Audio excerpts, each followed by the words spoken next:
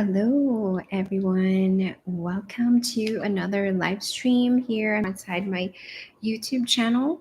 And this evening, first of all, by the way, I live in Florida, sandwiched between Miami and Fort Lauderdale. And we have an impending hurricane that's coming right now. Schools are still open tomorrow, Wednesday, and Thursday, definitely closed. So, for those of you watching from the outside, definitely keep the Floridians in prayers. And we're getting ready. We're preparing as much as we can, and hopefully, with all hope, that it will weaken, stay in the water. Change its course so that no one has to um, be hurt or be in this path of the hurricane, right? So, really, really praying for that. But tonight, I chose a topic of just explaining what it means to be a highly sensitive person. 2 years ago, I did a quick reel on this topic, and I had completely forgotten to do a follow up series and to really dive deeper into this because that video alone, I think I said it received 15,000 views, but I think it's more than that now. It's probably like 25,000 or so. And I was really happy about that because so many people resonated, but also a lot of questions of what do we do if one, we ourselves are highly sensitive, or two, we are either parents of highly sensitive children, or we have a loved one, right, who identify themselves as HSP, which is a short term for highly sensitive people. Historically, it was Elaine Aron who coined this term, or at least, one that we can pinpoint to more recently, right? I'm sure this dates back years and years of research, but it was her who even wrote a book on highly sensitive people. And it is so informative and so fascinating. But let's dive into this, right? And if you have any questions, feel free to let me know. You can email me as usual if you are watching this on replay. So, a highly sensitive person is really someone who is very tuned into their environment, their external environment. They can easily sense, what's happening around them. Uh, but they can also sense other people's emotions. And so, on the scale of emotional intelligence, right, like they score high when it comes to um, how they relate to other people, how they interact, or maybe even match their energy. And highly sensitive people also think deeply and they feel deeply. They are very keen observers of their environment. They can read the room anytime, anywhere, any place. They are able to really, carry that with them. And they are very other centered, if you will, in a way that they are so considerate. They always factor in what is happening around them, what is happening with their loved ones, with their families, and those who are important to them. All really amazing character attributes, right? If you think about it, it's like wow, like they really care about other people. They really um, try to understand what is happening around them. They would never, jeopardize their relationships and things like that. I myself am a highly sensitive person.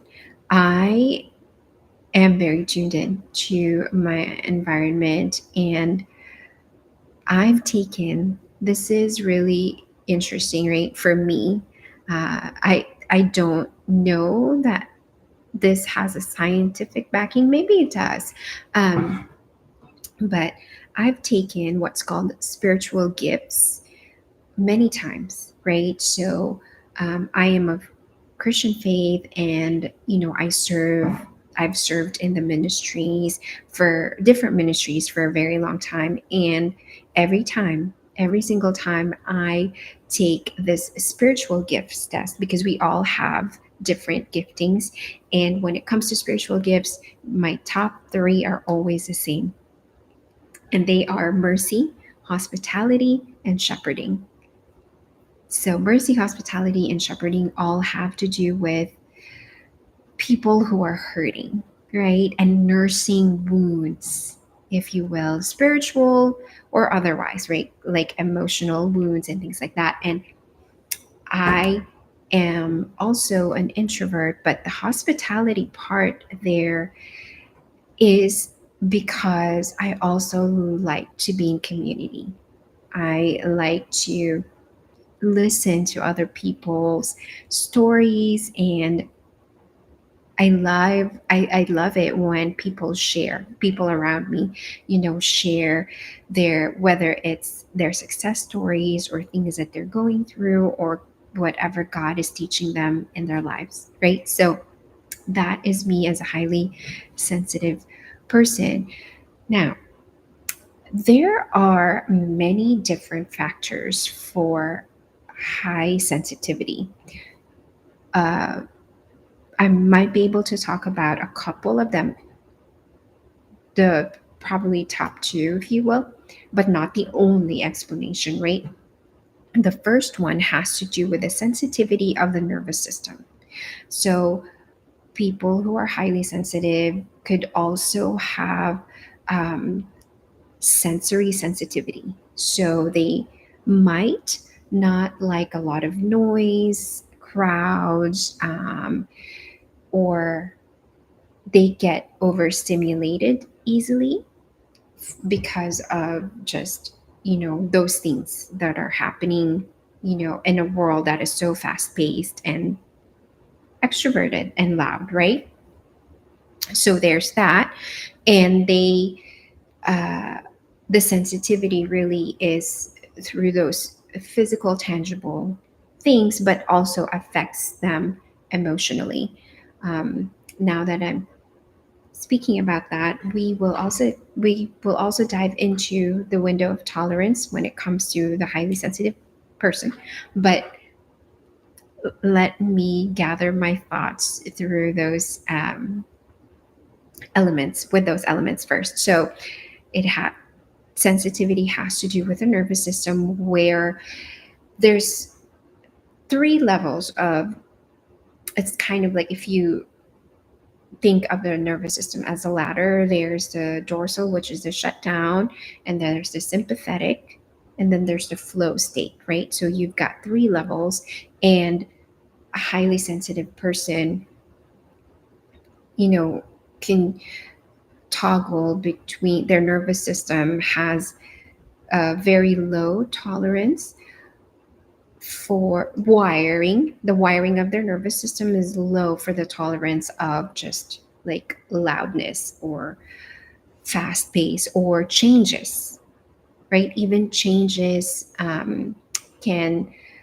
trigger, right, a highly sensitive person into fight or flight or even freeze. Now, that's one. The second one is also, we've seen this in people who grew up in families where there's just a lot of unpredictability, and in childhood they couldn't really pinpoint if um, their caregiver was happy or like any kind of emotion, right? Like it was hard to read, so to speak, or it was hard to know uh, their caregiver's emotions or state of mind, because it was something that was not talked about or shared. And so children who have to sort of raise themselves by reading, reading into their caregiver's emotions or state of mind, they develop, they can also develop this high sensitivity in their lives, right? There are also people who are more prone to high sensitivity. Uh, there are, and in any, just like in any situation, people can be prone to something, right? Even like anxiety or stress. But if they have an environment that enables them to grow and develop coping skills that are positive coping skills, then they're able to work with the high sensitivity, for example, or they're able to work with the energy of anxiety. But the opposite is also true. If people who are prone to high sensitivity grow up without support and not knowing how to soothe themselves, then it becomes exacerbated. So they're not able to um, sustain, right? Like their lifestyle, or I should say, they're forced into like matching people's energies. And so, for example, if a highly sensitive person is asked, oh, can you do this task for me, or can you go out on Friday night, and without thinking they will say yes and overcommit and over sacrifice their energy, right? And that's when highly sensitive people, you know become, or start to feel overwhelmed and anxious and nervous and worried. And that is where we want to make sure, as highly sensitive people, we are able to really become aware of those things, right? So here's a story that you are probably going to relate to if you are a highly sensitive person, or if you know someone who is in your sphere of influence or your circle. When my daughter was 3 years old, I believe, we were living in our first house, and she and I came home after I had picked her up from school, and our door was unlocked. And so we were robbed.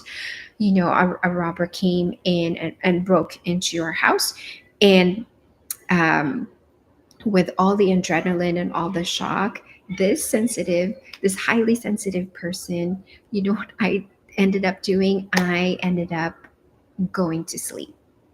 When everybody, like my parents came, thankfully, some of our friends, I love them so much, and some of our church mates also came through for us at that time. And there was so much commotion inside our house. And my husband came home early that day from work, and I just couldn't, I couldn't, I went into shutdown. And it was crisis mode, but I just shut down, right? Like everyday things I was able to handle, but that was so shocking for my nervous system. Of course, that was hindsight, um, that I just went to sleep, right? So think of those scenarios in your life where you're like, you're, you kind of either shut down or you're like, go, go, go, and then you crash, right?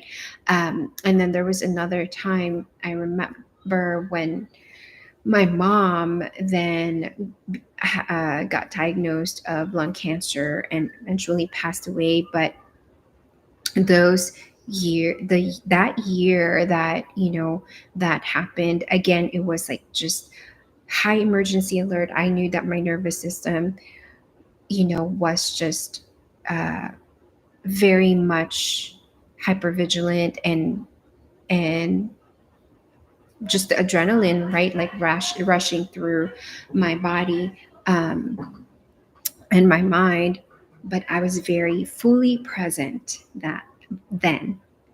I was very fully present, and I thank God that I was able to be there courageously, for her, for my family, and I did not shut down, right? So this is the growth that we see in our lives. And before I end, I know I'm at the 15-minute mark, but I just want to say what helps with highly sensitive people is truly spending time with self reflection and increasing your self awareness. What do you need? What depletes your energy and what recharges you? When it comes to feeling recharged, don't go for the 100% recharge, at least not yet, right? Like, don't force yourself to find those moments where you're like, oh, this is the one that recharges me at 100%. Even if it's only 20 or 30, like, we need to know those things, right? Because then we can replicate and we can have those pockets, those moments that we're able to recharge and eventually get up to 100%, right? If that makes sense. And again, if you have any questions, you let me know. But this is about nurturing your needs as a highly sensitive person, making sure that you know those things about yourself. Take breaks. That is very important.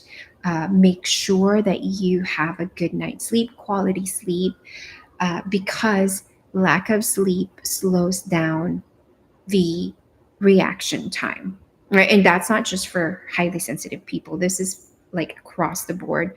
Um, Make sure that you're taking your meals at work, right?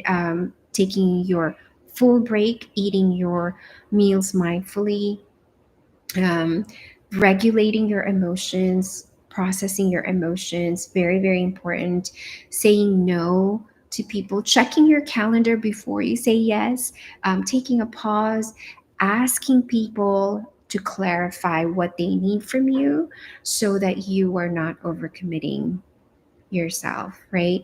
Buy yourself time. Don't match other people's energies because you have to also know your energy. You have to know at what speed, at what pace feel right for you. Don't force yourself to be in spaces that, very that drain your energy. Now, I understand for your passion, your purpose, and things like that, you may have to be in those spaces, but make sure that you have, your routine, your rhythms to prepare yourself and then unwind when that event is done, when that challenging situation is done. And there's so much more that we can talk about, but these are some of the things that we need to keep in mind. And if you are watching this from a perspective of, say, a parent or a caregiver or a loved one that has a highly sensitive person in their lives, so you just want to teach them, right, these tools to make sure they take breaks, they know what's happening next and things like that, and that they also have their own routines and that you give them space to be able to practice their tools. If you have any questions, feel free to let me know, and make sure that you download the free resource link, and the link is in this description that comes with this live stream. So, and also, I will be hosting a workshop and I will talk about this some more, hopefully next week, for highly sensitive people and how to do the holidays, whether you celebrate it or not celebrate it. What do you do? What kinds of boundaries should you have in place as a highly sensitive person, right? Which is so important. But next week, I will come back on to talk about election anxiety. So, for those of us who are feeling anxious about the economy or the election, we're going to talk about that next week. And the week after that, I will continue to provide more resources for highly sensitive people, such as how do you form your boundaries, what kinds of boundaries do we need, what kinds of routines would be helpful. So thank you all so much for joining me, and you all have a good night and stay safe, Florida. Bye.